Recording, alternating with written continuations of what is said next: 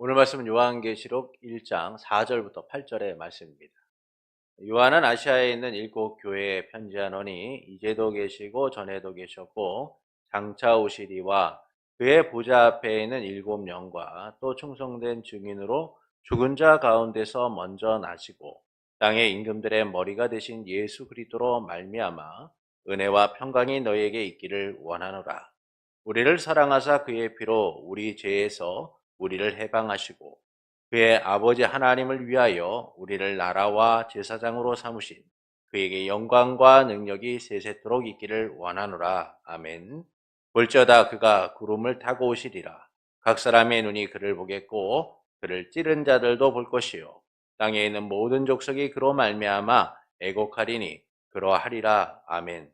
주 하나님이 이르시되 나는 알파와 오메가라. 이제도 있고 전에도 있었고 장차 올 자요 전능한 자라 하시더라. 아멘. 위로가 필요 없는 사람은 아무도 없습니다. 모든 사람은 위로가 필요합니다. 삶에서 표현하지 않고 드러내지 않지만 우리는 모두 다 위로가 필요한 사람들이죠. 그런 우리 인생에 어떤 것과도 비교할 수 없는 위로가 주어졌습니다. 바로 주님이시죠. 주님께서는 고단하고 지친 우리의 삶의 무거운 짐을 친히 짊어지시고 우리와 함께 하시며 우리의 삶의 위로와 소망이 되셨어요. 언제나 우리와 함께 하시며 우리 인생의 유일한 동반자로서 우리의 삶을 함께 하시는 주님. 우리의 위로가 되셔서 지치고 공고한 우리의 삶을 다독이고 살피시는 주님. 그래서 우리는 위로받지 못하는 세상에서 주님을 통해 위로를 받게 됩니다. 언제나 우리를 위로하시며 내가 너와 함께합니다 라고 하시는 주님.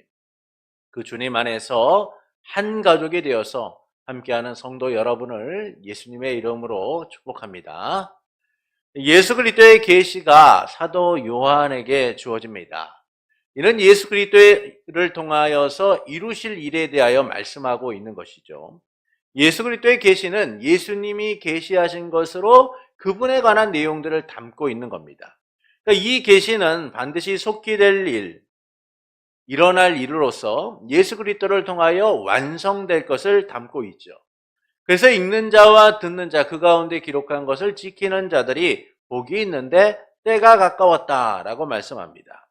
종말의 때를 사는 성도는 예배자로서 살아감이 복이다라는 사실을 우리에게 알려주고 있어요. 그리고 본문은 이제 7교회를 향한 편지임을 소개합니다. 요한은 7교회에 편지한다라고 하면서 이제도 계시고 전에도 계셨고 장차 오시리와 그 보좌 앞에 있는 7영과 충성된 증인이며 땅의 임금들의 머리가 되신 예수 그리스도로 인하여 은혜와 평강이 있기를 원한다라고 합니다. 그리고 우리를 사랑하셔서 그의 피로 우리의 죄를 해방하시고 아버지 하나님을 위하여 우리를 나라와 제사장으로 삼으신 예수님에게 영광과 능력이 세세토록 있기를 원한다라고 하죠. 그분은 구름을 타고 오시고 모든 족속은 애곡하게 될 거라고 합니다. 하나님께서는 말씀하시길 나는 알파와 오메가라. 이제도 있고 전에도 있었고 장차 올 자요 전능한 자라 라고 하시죠. 이를 통하여 말씀하시는 바는 무엇일까요? 세상은 평화를 원합니다. 그래도 사람들은 평화를 꿈꾸고 평화를 만들고자 노력을 하죠. 그러나 평화는 영원하지 않습니다. 세상의 평화는 언제나 제한적이고 일시적이기 때문이에요. 솔로몬은 40년 동안 이스라엘을 통치하며 평화의 시대를 누렸습니다. 큰 전쟁이 없이 나라가 평화롭게 다스려졌어요. 그의 나라는 강대했으며 부귀와 명성을 떨치던 강한 나라였습니다. 그러나 이런 평화의 시대는 이 솔로몬의 죽음 이후 끝나게 돼요. 솔로몬의 죽음 이후 이스라엘은 르호보암이 통치하는 남유다와 여로보암이 통치하는 북이스라엘로 나눠지게 되죠. 이후 이스라엘의 평화는 끝나고 남유다와 북이스라엘 간의 전쟁이 계속되게 돼요.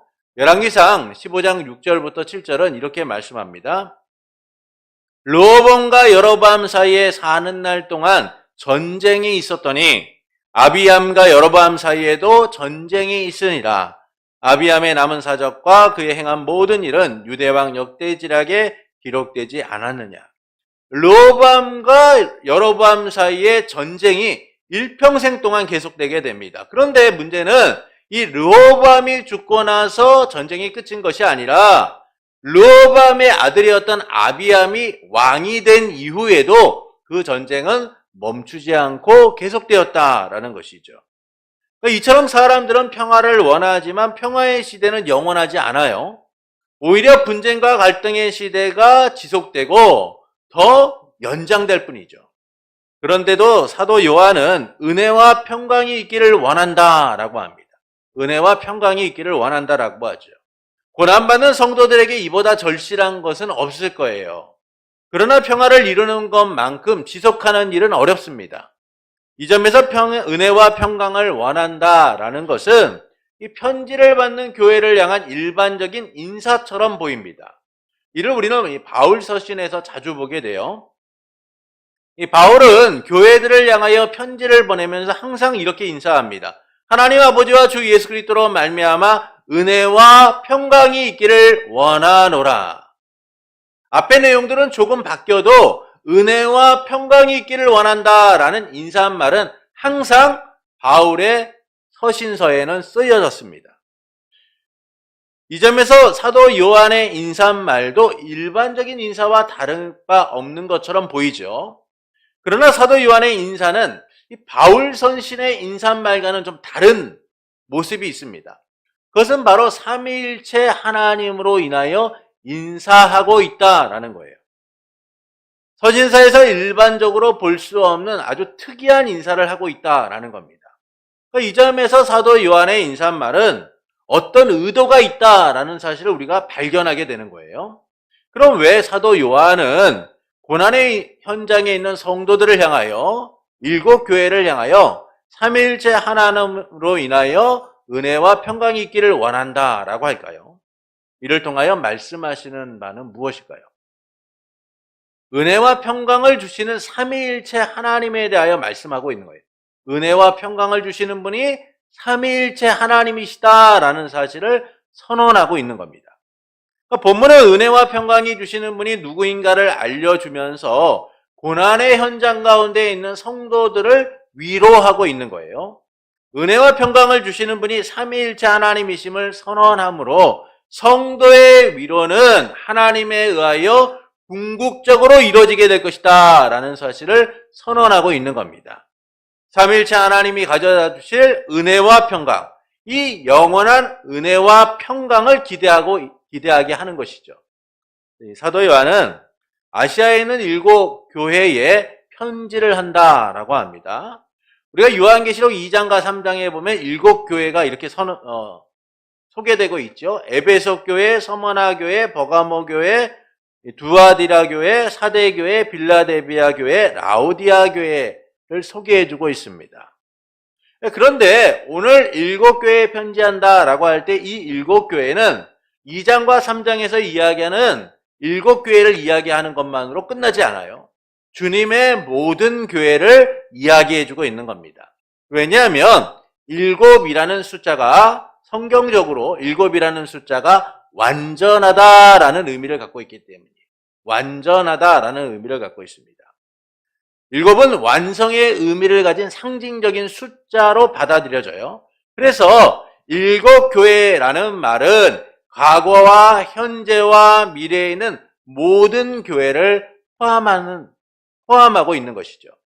그러니까 이와 같은 교회를 향하여 사도 요한은 삼위일체 하나님으로 인하여 은혜와 평강이 있기를 원한다라고 합니다.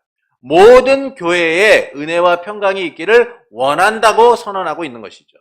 이를 세 부분으로 나눠서 사도 요한은 말씀합니다. 첫째는 성부 하나님이세요. 첫째는 성부 하나님이십니다. 본문 4절 상반절을 보시겠습니다. 우리 말씀을 함께 읽겠습니다. 요한은 아시아에 있는 7 교회에 편지하노니 이제도 계시고 전에도 계셨고 장차 오실 이와. 사도 요한은 성부 하나님을 뭐라고 표현하냐 하면 이제도 계시고 전에도 계셨고 장차 오실 이다라고 표현하고 있어요.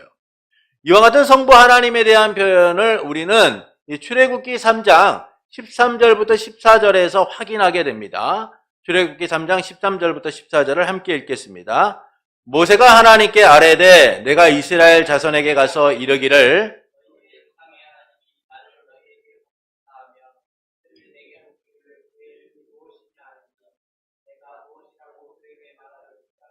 하나님이 모세에게 이르시되 나는 스스로 있는 자이니라. 또 이르시되 너는 이스라엘 자손에게 이같이 이르기를 스스로 있는 자가 나를 너희에게 보내셨다 하라.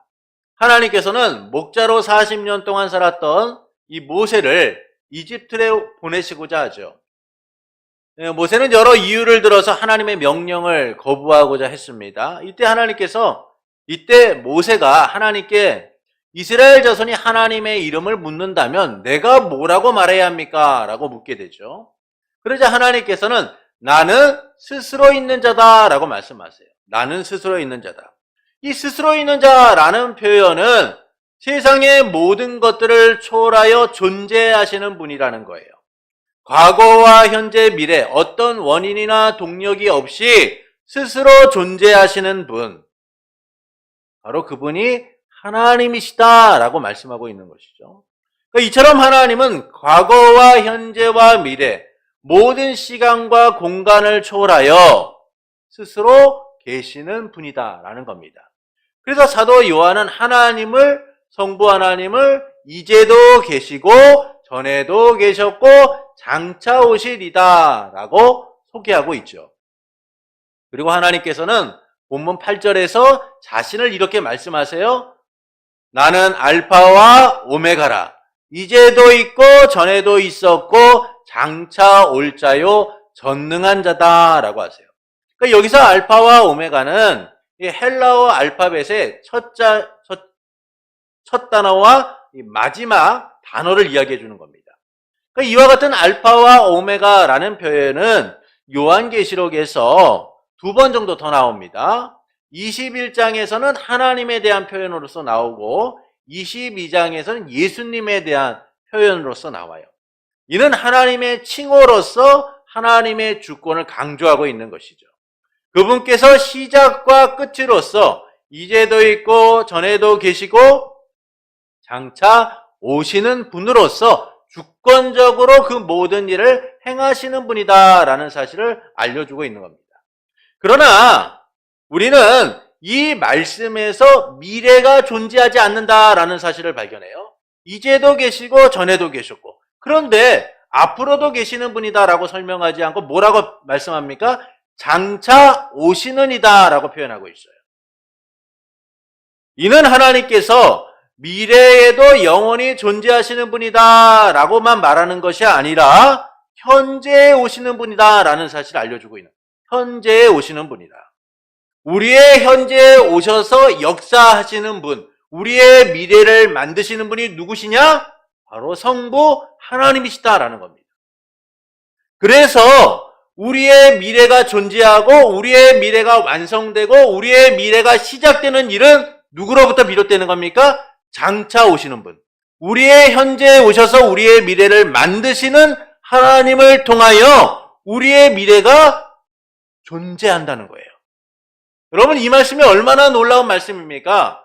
우리는 미래에 대한 막연한 추측을 가지고 미래에 대한 막연한 생각을 가지고 미래에 대한 소망을 가지고 살아가요. 근데 그 미래가 누구를 통하여 이루어지는 거예요?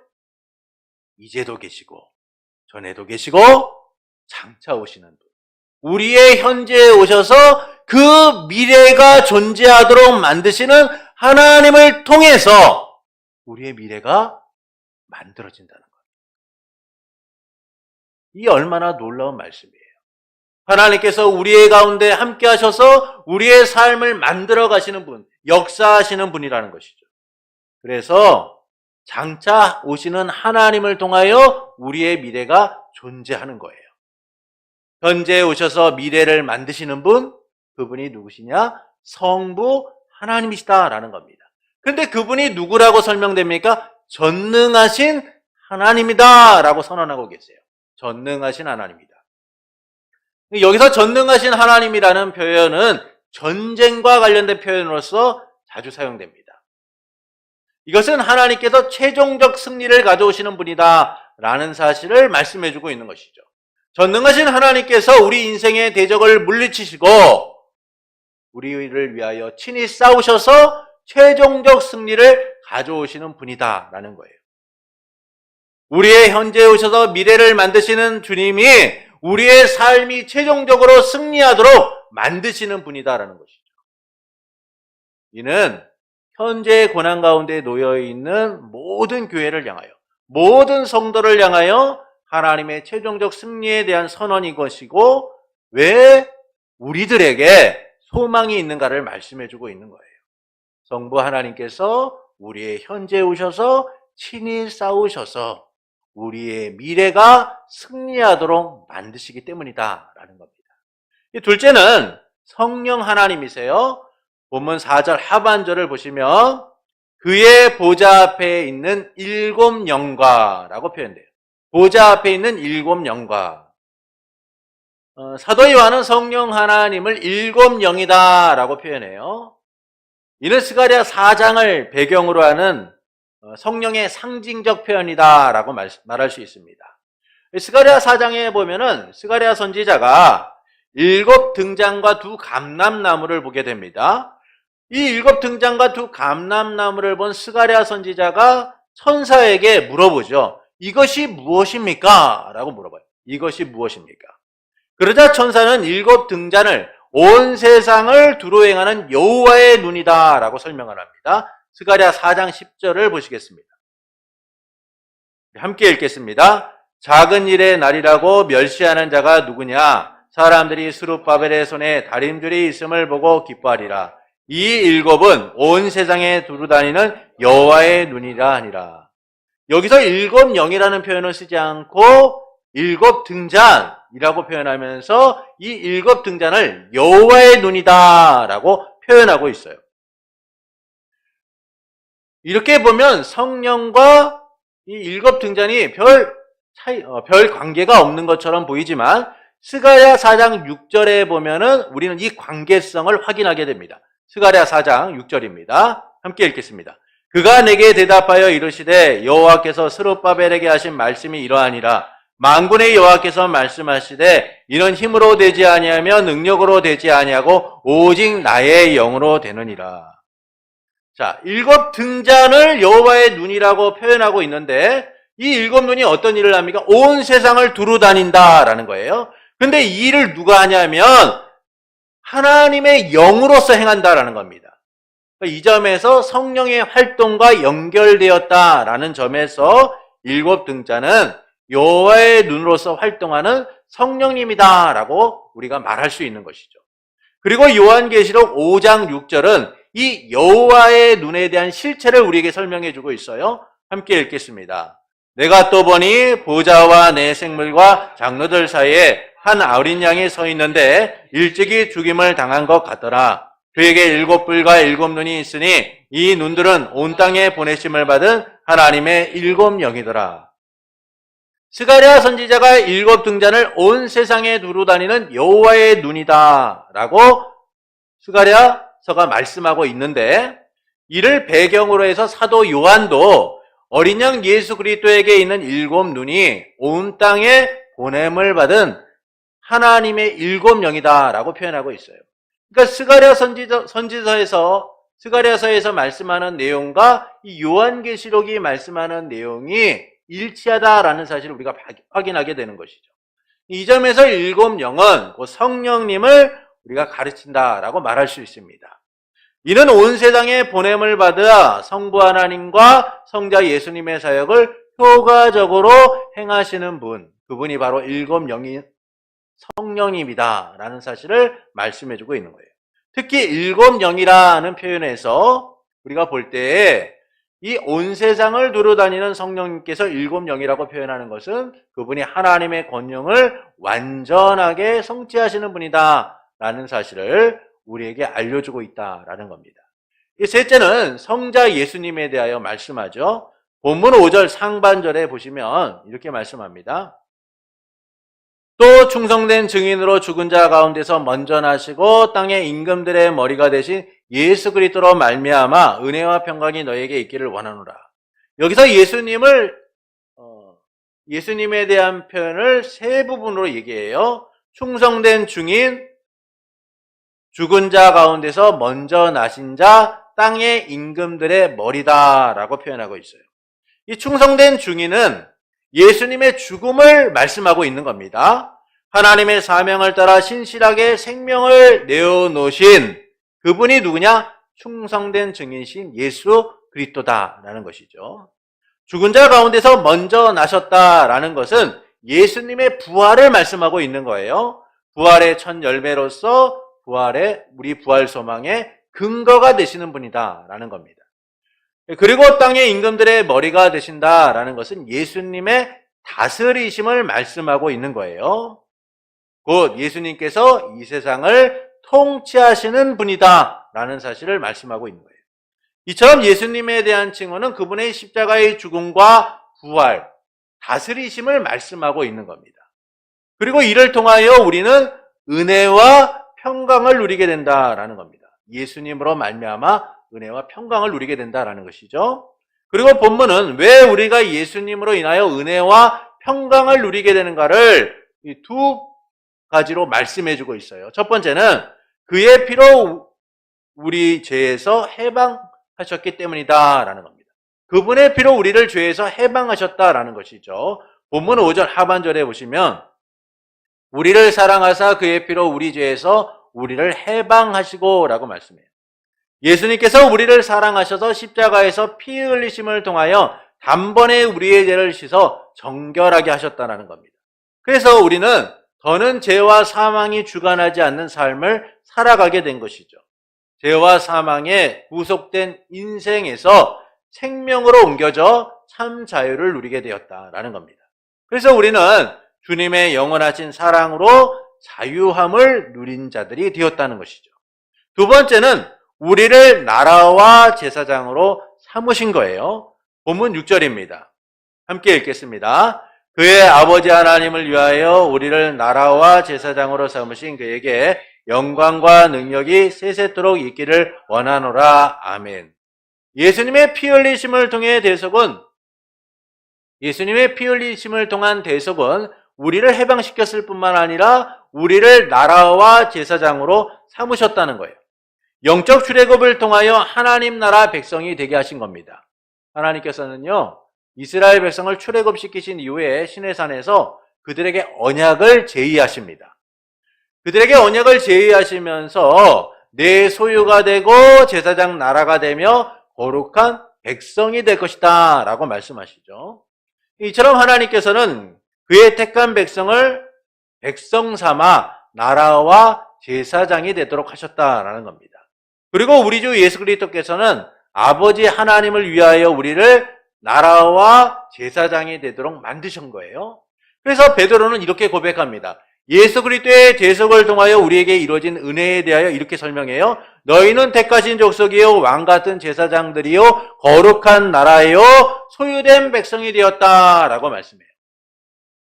그리고 사도 요한은 요한복음만이 아니라 이 요한계시록에서도 예수님의 대속적 은혜가 바로 하나님을 위한 일이었음을 분명하게 선언하면서 하나님의 뜻 가운데 우리가 나라와 제사장이 되었다라고 설명해주고 있는 거예요. 이처럼 예수님의 대속적 은혜는 우리가 세상에 굴복하지 않고 하나님의 백성으로서 자유함을 누리며 하나님 나라와 제사장으로 살아가게 하신 것이죠. 그래서 우리는 예수 그리스도로 말미암아 은혜와 평강을 누리게 되는 겁니다. 지금까지 보았듯 사도 요한은 참된 은혜와 평강이 삼위일체 하나님으로 인하여 우리에게 온다라는 사실을 말씀해 주고 있어요. 이는 우리의 현재 오실 성부 하나님을 통하여 이루어질 놀라운 일들을 기대하게 하는 겁니다. 성부 하나님이 뜻하시고 성자 예수께서 행하시고 성령 하나님께서 효과적으로 적용하셔서 그 놀라운 구속의 은혜로 인하여 고난과 아픔의 현장에 있는 성도들이 영원한 은혜와 평강을 누리게 될 거다라는 사실을 말씀하고 있는 것이죠. 그래서 하나님께서는 앞으로 오시는 분으로 우리의 현재에 오셔서 미래를 만드신다라는 거예요. 우리의 미래가 하나님을 만남을 통하여 이루어지게 될 것을 선언하고 있는 겁니다. 그러므로 우리는 이 삼위일체 하나님이 이루실 하나님 나라의 완성과 극치를 기대하며 살아야 해요. 삼위일체 하나님으로 인하여 우리의 미래가 영원한 삶이 결정되기 때문인 겁니다. 어떻게 해요? 장차 오시는 주님을 통하여, 우리의 현재에 오시는 주님을 통하여 우리의 미래가 결정되기 때문인 것이죠. 그리고 주 예수 그리스도께서는 구름을 타고 오실 것이고 모두가 보고 애곡하리라 라고 말씀합니다. 본문 7절을 우리 함께 읽겠습니다. 볼지어다 그가 구름을 타고 오시리라. 각 사람의 눈이 그를 보겠고 그를 찌른 자들도 볼 것이요 땅에 있는 모든 족속이 그로 말미암아 애곡하리니 그러하리라. 아멘. 예수님께서 구름을 타고 오신다라고 말씀하세요. 예수님께서도요, 인자가 구름을 타고 오는 것을 사람들이 보리라 라고 말씀하셨습니다. 각 사람이 그분을 보고 찌른 자들도 볼 것이고 땅의 모든 족속이 그분을 보고 애곡, 슬퍼하게 될 것이다 라고 말씀하죠. 성도는 평강과 은혜를 누리게 되지만 예수님을 대적하는 모든 사람들은 심판에 대한 두려움으로써 슬퍼하게 될 것이다 라는 사실을 말씀해주고 있는 거예요. 그러니까 이처럼 본문은 고난의 때를 살아가는 성도들에게 참된 위로는 삼위일체 하나님으로부터 온다라는 사실을 말씀해주고 있는 거예요. 이를 위해 주님이 다시 오실 것을 선언하고 있는 것이죠. 그래서 은혜와 평강을 주시는 분이 삼위일체 하나님이시다라는 것은 하나님 나라의 완성과 극치가 삼위일체 하나님으로 삼위일체 하나님에 의하여 이루어지게 될 것이고 우리는 그분을 통하여 위로함 받고 소망 가운데 살아가게 될 것임을 말씀해주고 있는 거예요. 삼위일체 하나님으로 인해 우리는 참된 은혜와 평강을 누리지만 세상은 슬퍼하게 될 것이다 라는 겁니다. 다시 오실 주님, 장차 오시는 하나님으로 인하여 세상은 절망의 미래를 마주하게 되지만 성도는 구원의 감격 속에서 은혜와 평강의 미래를 만나게 된다라는 거예요. 우리의 현재에 오시는 삼위일체 하나님으로 인하여 우리는 하나님이 예정하신 복된 미래를 마주하게 될 것이다 라는 겁니다. 이를 통하여 하나님께서 우리가 어떻게 살기를 원하실까요? 종말의 때 우리의 위로가 주께 있음을 알기를 원하시는 거예요. 종말의 때 우리의 위로가 주께 있음을 알기 원하십니다. 최종적 승리, 그것은 장차 오시는 주님을 통하여 이루어지게 됩니다. 그분의 우리의 현재에 오셔서 미래를 결정하시는 주님, 그분을 통하여 우리는 위로함 받고 소망을 누리게 되는 거예요. 그래서 우리는 종말의 때 우리의 위로가 주께 있음을 알아야 됩니다. 그러나 우리는 이 삼위일체 하나님으로 인하여 위로를 얻으려고 하기보다는 세상에서 위로를 얻으며 살아가고자 하죠. 사람의 위로, 유흥의 위로, 물질적 위로 등 세상에서 위로를 얻고자 한다는 거예요. 위로를 얻기 위한 여러 방법을 찾으며 살아가죠. 제가 어제 저녁 아주 늦은 시간에 그것이 알고 싶다 이 예고편을 잠깐 봤어요. 그 예고편을 보고 제가 깜짝 놀랐습니다.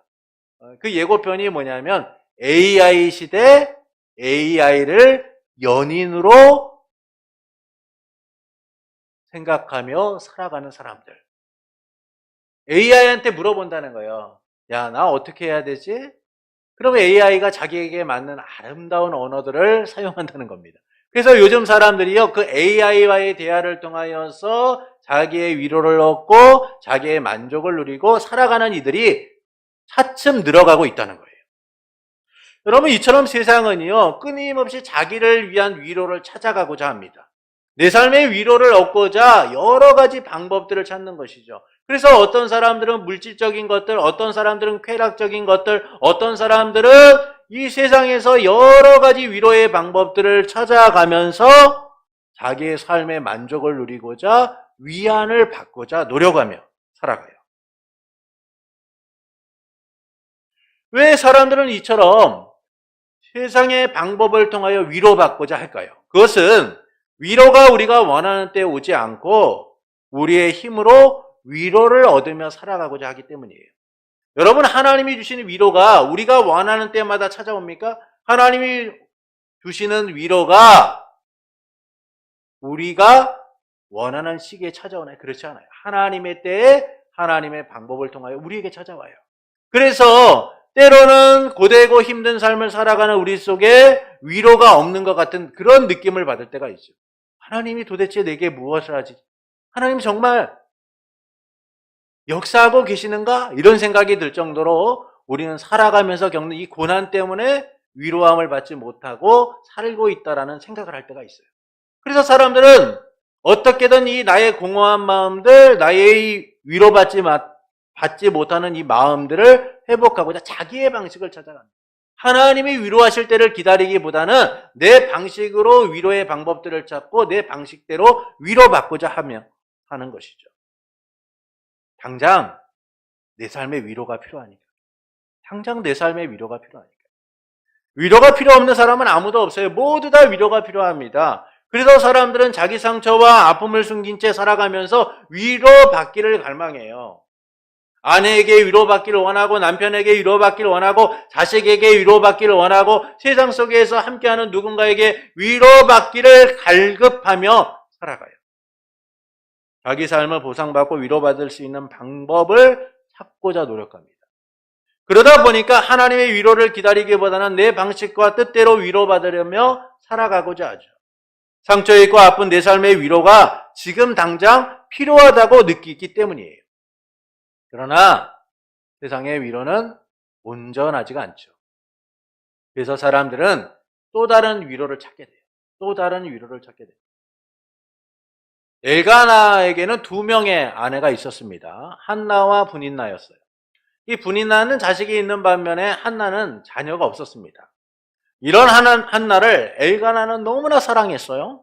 그래서 해마다 자기 마을 라마를 떠나서 실로에 올라가서 하나님께 예배를 드리고 제물을 바칠 때마다 이 자기 아내 브닌나와 모든 자녀들에게 제물의 몫을 나눠주고 한나에게는 언제나 2배의 몫을 주었습니다. 이처럼 엘가나는 한나를 누구보다 사랑했고 지극정성으로 그녀를 사랑하는 일에 힘썼어요. 그러나 한나는 엘가나로부터 위로를 받지 못했습니다. 엘가나가 지극정성으로 그녀를 사랑하고 있음에도 그녀는 위로받지 못하는 삶으로 인하여 고통받고 있었죠. 이런 한나를 브닌나는 매년 실로에 올라갈 때마다 괴롭혔어요.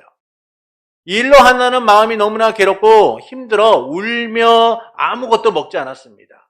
위로받지 못하는 자기 삶 때문에 고통스러워했고 아파하고 힘들어했죠.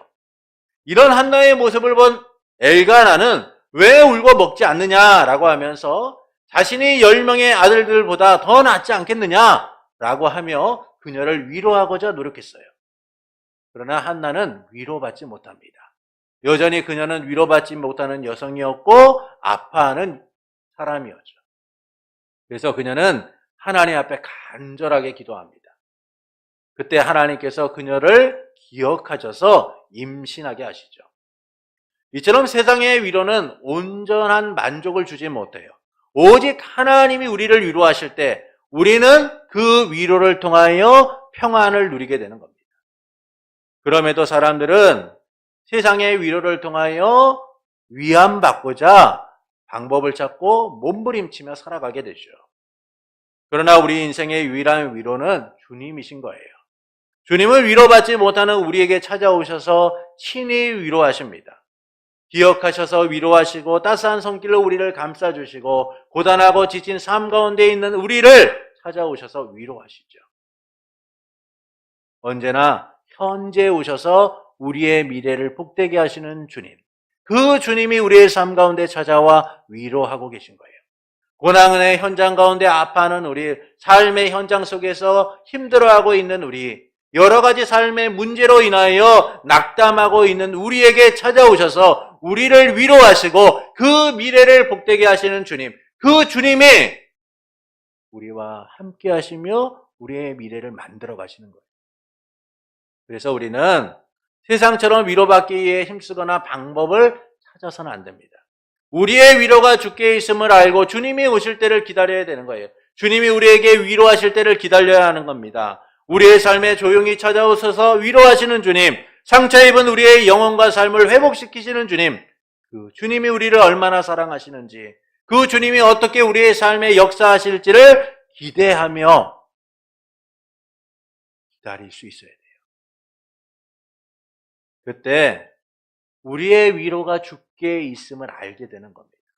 우리의 상한 마음을 치료하시고 회복시키시는 주님의 놀라운 손길을 경험하게 되는 것이죠.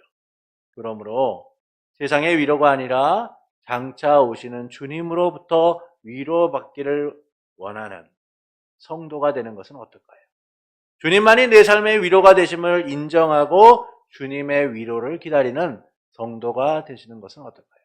사랑하는 성도 여러분, 사도 요한은 아시아에 있는 7교회에 편지한다며 삼위일체 하나님으로 인해 은혜와 평강이 있기를 원한다라고 합니다.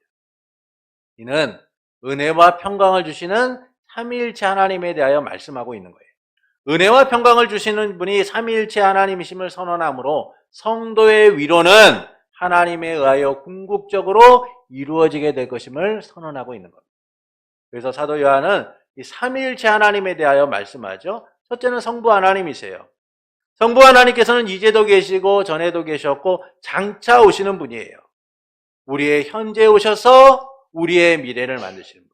그분이 전능하신 하나님으로서 우리의 최종적 승리를 거두시게 하신다라는 겁니다.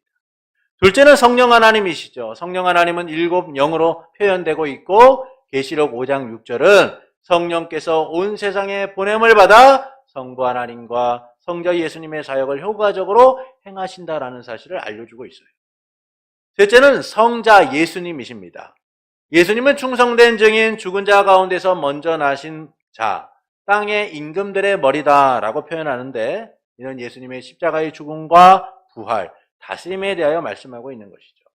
이와 같은 예수님으로 인하여 우리는 은혜와 평강을 누리게 됩니다. 그 이유에 대하여 말씀은 2가지를 말씀하죠. 첫째는 그의 피로 우리 죄에서 해방하셨다라는 거예요.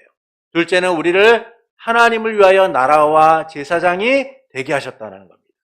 이처럼 예수님의 십자가 대속은 우리가 세상에 굴복하지 않고 하나님 나라 백성으로서 자유함을 누리며 하나님 나라와 제사장이 되게 하신 것이죠. 그리고 예수님께서는 구름을 타고 오시며 모두가 보고 애곡하리라 라고 말씀하세요. 이처럼 고난의 때를 사는 성도들에게 참된 위로는 삼위일체 하나님으로부터 온다라는 겁니다. 그래서 우리는 이 종말의 때를 주님을 바라보며 살아가야 되는 거예요. 세상에 당하고 있는 고난과 아픔을 보기보다는 내 삶을 만드시는 주님, 나의 미래를 있게 하시는 분, 내 미래를 복되게 하시는 그 삼위일체 하나님을 바라봐야 되는 거예요. 그때 은혜와 평강이 삼위일체 하나님으로 인하여 우리에게 주어진다는 겁니다. 그리고 우리는 하나님 나라의 완성과 극지를 통하여 그 영원한 은혜와 평강을 누리는 자들이 된다라는 것이죠. 이를 통하여 하나님께서는 우리가 어떻게 살기를 원하실까요? 종말의 때 우리의 위로가 주께 있음을 알기를 원하시는 거예요. 그러나 우리는 이 삼위일체 하나님으로 인하여 위로받기보다는 세상에서 위로를 얻고자 합니다. 그것은 위로가 우리가 원하는 때 오지 않기 때문이죠.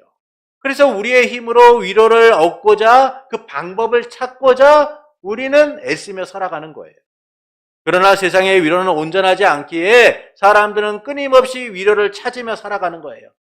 위로가 채워진 듯하지만 또 다른 위로가 필요해 다른 것들을 바라보며 살아가는 것이죠.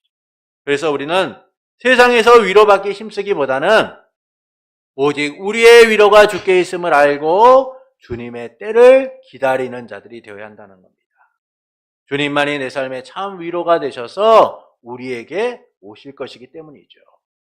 우리의 삶이 통통하고 잘되고 그리고 아무런 문제가 없으면 얼마나 좋겠습니까? 그러나 성도로 살아가는 이는 주와 함께 고난을 받는 길이고 또한 이 시대를 이겨나가야 하는 길이기 때문에 우리에게 주님이 위로가 되신다라는 사실은 우리가 살아가는 이유가 되는 것이고 소망이 되는 것이죠. 그러므로 세상의 위로가 아니라 장차 오시는 주님으로 위로받음을 알고 주님을 바라보는 성도가 되시는 것은 어떨까요? 주님만이 내 삶의 위로가 되심을 알고 주님의 위로를 기다리는 성도가 되시는 것은 어떨까요? 그때 우리의 상처 입은 삶이 회복이 됨을 누리게 되는 거예요. 우리의 고난이 얼마나 값진지를 알게 되는 겁니다. 우리의 현재가 하나님을 통하여 복된 미래가 됨을 경험하게 됩니다. 우리의 현재에 오셔서 승리하게 하시는 삼위일체 하나님으로 인하여 우리는 진정한 위로를 받게 될 겁니다. 그러므로 세상의 위로가 아니라 주님의 위로를 기다리며 종말의 때를 살아가기를 원하는 성도 여러분에게 이제도 계시고 전에도 계셨고 장차 오시는 삼위일체 하나님으로 인하여 아픔과 상처가 위로받고 회복되는 은혜로 충만하기를 예수님의 이름으로 축원합니다.